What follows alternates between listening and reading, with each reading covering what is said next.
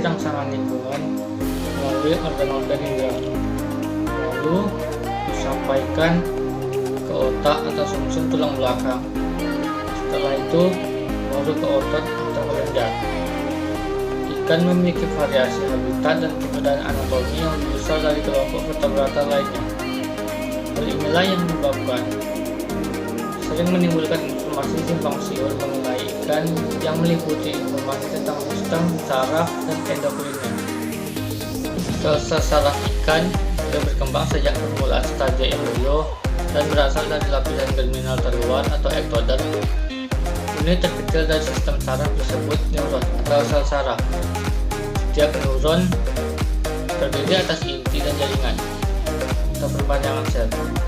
Perpanjangan sel terdiri atas dendrit, berfungsi sebagai penerima impuls, dan akson, berfungsi sebagai penerus impuls. Pertemuan antara akson dan dendrit dan sel saraf lainnya disebut sinapse. Sistem saraf. Sistem saraf pusat.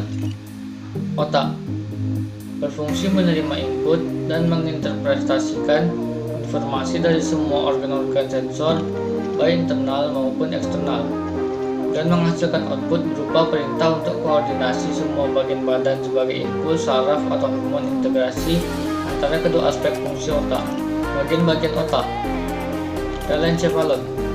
Wilayah yang paling anterior dari otak disebut juga otak depan. Pada ikan berfungsi untuk penerimaan, elaborasi, dan penghantar impuls bau. Diencephalon. Diencephalon terletak di sebelah belakang dari telencephalon bagian ventral. Mesencephalon. Otak tengah ikan terdiri dari bulbus opticus yang merupakan pusat dari indera penglihatan. Metencephalon. Pada metencephalon terdapat bagian menonjol yang disebut cerebellum, memiliki fungsi utama yaitu mengatur keseimbangan tubuh dalam air, mengatur tegangan otot, dan daya orientasi terhadap ruang. Myelencephalon merupakan bagian otak paling belakang dengan membran oblongata sebagai komponen utamanya. Komponen ini merupakan pusat untuk menyalurkan rangsangan keluar melalui saraf kranial. Myelencephalon merupakan pusat dari saraf sensorik kecuali pada saraf kranial, penciuman, dan penglihatan. Saraf kranial. Dari otak terdapat 11 saraf otak atau nervi cerebralis yang menyebar ke organ-organ sensori tertentu dan otot-otot tertentu.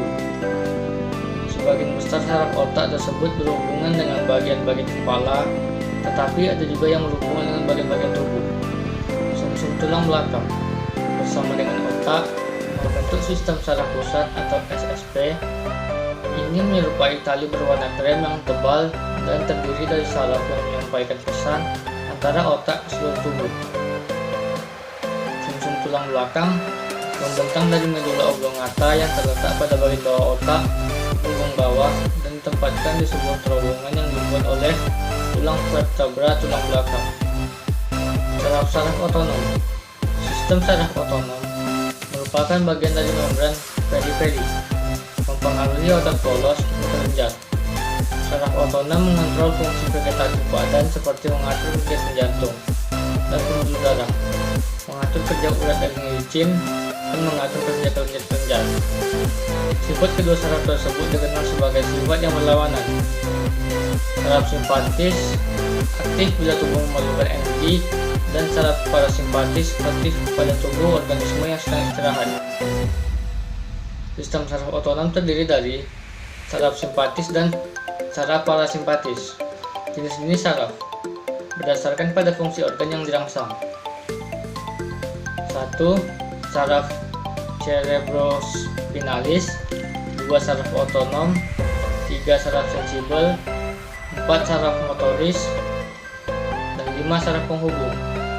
Sistem indera atau sensori. Sistem indera memerlukan bantuan sistem saraf yang menghubungkan badan indera dengan sistem saraf pusat.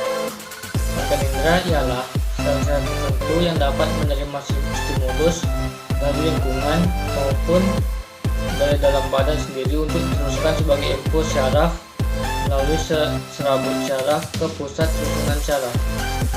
Terdiri dari 1. Mata, 2. Organ penghidung atau penciuman, dan 3. Organ pengecapan.